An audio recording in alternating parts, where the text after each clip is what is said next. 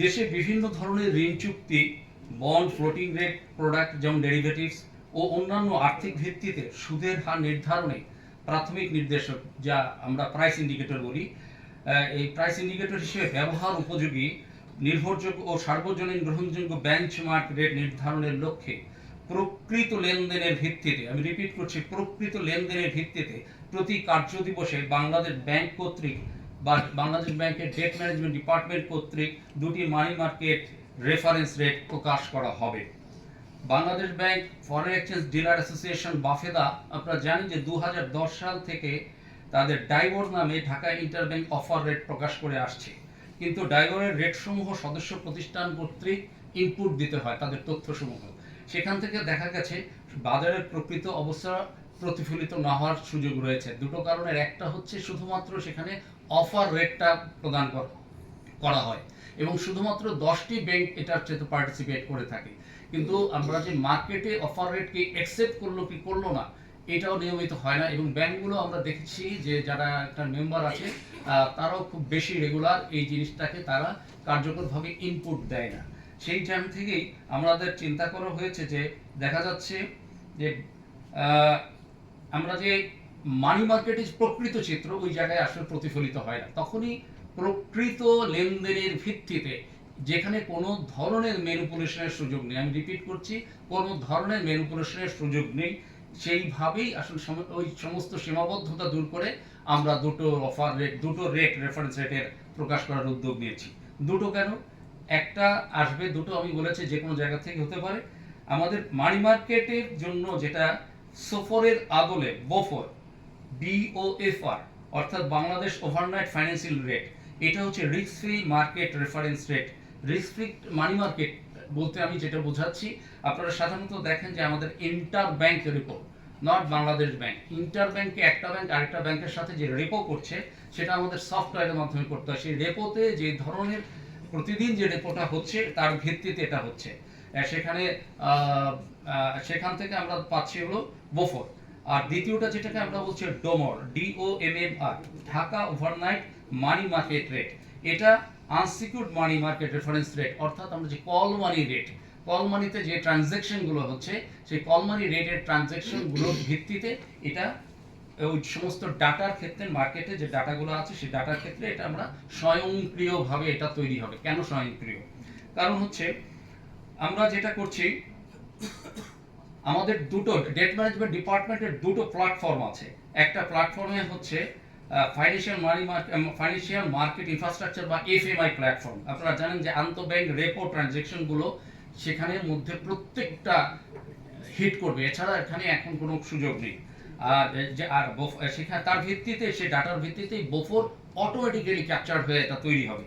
অন্য দিক থেকে আমাদের যে কল মানি মার্কেটে যে ডাটাগুলো আছে সেগুলো ট্রানজ্যাকশনে আমাদের আরেকটা ডেট ম্যানেজমেন্টের আরেকটা সফটওয়্যার আছে যাকে আমরা বলছি EDS মানি সফটওয়্যার বা electronic dealing system for interbank market, সেটাই।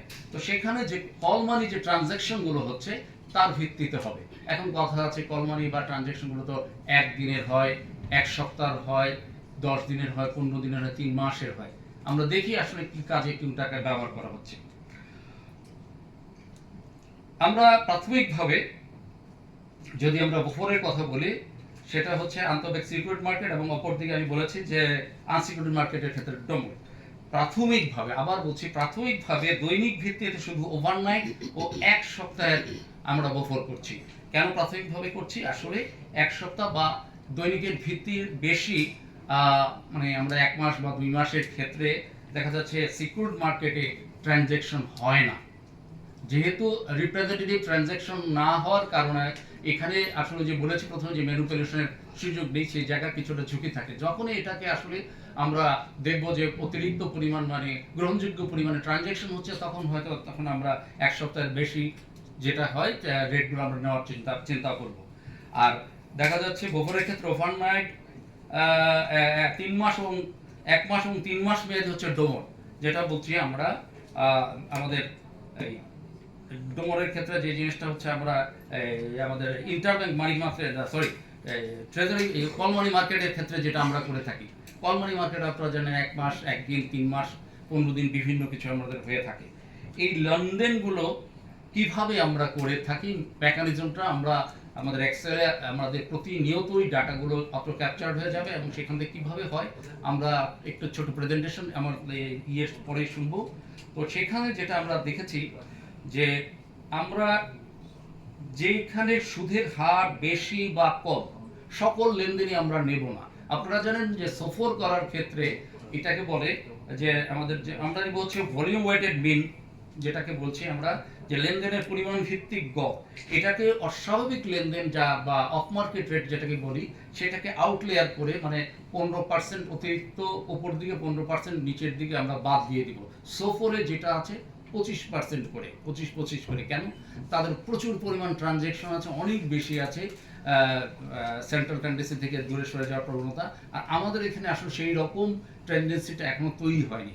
তো এখন যার ফলে আমরা অ্যানালাইসিস করে দেখলাম আমাদের কমিটির রিপোর্ট অনুযায়ী 15% এটার জন্য গ্রহণযোগ্য মাত্রায় এটাকে আমরা অ্যাকসেপ্ট করেছি, যার ফলে বাজারের প্রকৃত লেনদেন এতে প্রতিফলিত হবে এবং সেন্ট্রাল যে একটা কনসেন্ট্রেশন আছে মার্কেটের সেটা বিচ্যুতি হবে না। তো এটা প্রতিদিন সকালবেলা তার ওই দিনের রেট প্রকাশ করা হবে। যেমন আগামীকাল সকালবেলা বাংলাদেশ ব্যাংকের ওয়েবসাইটে প্রকাশ করা হবে ওই দিনের রেট, ওই দিনের রেট অনুযায়ী আসলে কার্যক্রম হবে। কিন্তু এই রেটটা কিভাবে নির্ধারণ হবে? এই রেটটা নির্ধারণ হবে যে আমরা যেভাবেই হোক ইনস্টিটিউশনের ক্ষেত্রে যারা ব্যাংকগুলো আছে তারা নিজেরা নিতে পারবে, সরকার নিতে পারবে, অথবা আমাদের যে ব্যাংকিং রেগুলেশনস ডিপার্টমেন্ট বা ফাইন্যান্সিং রেগুলেশন ডিপার্টমেন্ট, নন ব্যাংক ফাইন্যান্স রেগুলেশন ডিপার্টমেন্ট আছে, তারাও সময়ে সময়ে এটার সাথে যে কোনো কিছু বেঞ্চমার্কের সাথে প্লাস মাইনাস করে আমাদের যে কোনো কিছু নির্ধারণ করতে পারবে। মূলত বেঞ্চমার্ক রেটটা হচ্ছে আপনাকে রেট মার্কেটে এই জায়গায় হাঁটছে, এই জায়গায় যাচ্ছে, আজ থেকে 6 মাস পরে এই জায়গায় থাকবে বা কোথায় থাকবে আমি জানি না, সেই জায়গাটা যখন থাকবে মার্কেটের রিপ্রেজেন্টেটিভ ডাটায় তার সাথে আপনারা প্লাস মাইনাস করে যে কোনো কিছু এখানে সিদ্ধান্ত নেওয়ার ক্ষমতা তৈরি হবে। বাজারে এই রেটের স্বচ্ছতা এবং নির্ভুলতা আমরা প্রতিনিয়ত অবজার্ভ করব এবং সময়ে সময়ে বার্ষিক ভিত্তিতে পর্যালোচনা করব এবং সেই পর্যালোচনার ক্ষেত্রে কোনো প্লাস মাইনাস অ্যাডিটাক যদি প্রয়োজন হয়, যেহেতু এটা করা হচ্ছে এবং আন্তর্জাতিক মানদণ্ডের সাথে সম্পৃক্ততা রেখে সংযুক্ত কাঠামোর সাথে বাজারে গভীরতা এবং স্থিতিশীলতা বৃদ্ধিতেও আমরা এই রেটের মাধ্যমে কাজ করব। আমার মনে হয় আপ্যায়নের ব্যবস্থা আছে, আপনারা একটু যদি পাশাপাশি একটু গ্রহণ করেন। সেটা আজকে এবং পূর্ববর্তী আরো 2 দিন মানে মোট 3 দিন, পূর্ববর্তী 3 দিনের সংঘটিত সকল ওভারনাইট আন্তঃব্যাংক লেনদেনের যে তথ্য আছে সেই তথ্যকে বিবেচনায় নেওয়া হবে। এই সকলের মধ্যে কমপক্ষে 10টি লেনদেন থাকতে হবে। কোনো কারণে যদি 10টি কম থাকে আমরা এটাকে রিপ্রেজেন্টেটিভ ডাটা বলবো না। তাহলে এই 3 দিনটা মাঝখানে যদি দেখা যায় যে মাঝখানে একদিন 3 দিনের মধ্যে নাই, ওই দিনটা বাদ হয়ে তার আগের দিন যখন 10টায় ট্রানজ্যাকশন আছে ওই রেটটাকে আমরা গ্রহণযোগ্য করে বা রিপ্রেজেন্টেটিভ হিসেবে গ্রহণ করব। কারণ কমপক্ষে 10টার নিচে ডাটা হলে সেটাকে মার্কেট রিপ্রেজেন্টেটিভ মনে হচ্ছে না। এইটা এই মুহূর্তে 10টা আছে, হয়তো আগামীতে আমরা ট্রানজ্যাকশনের পরিমাণ বেশি হলে তখন এটাকে 20টা বা 25টা মার্কেটের ডিমান্ড অনুযায়ী প্রয়োজন অনুযায়ী সেই জিনিসটাকে আমরা করবো।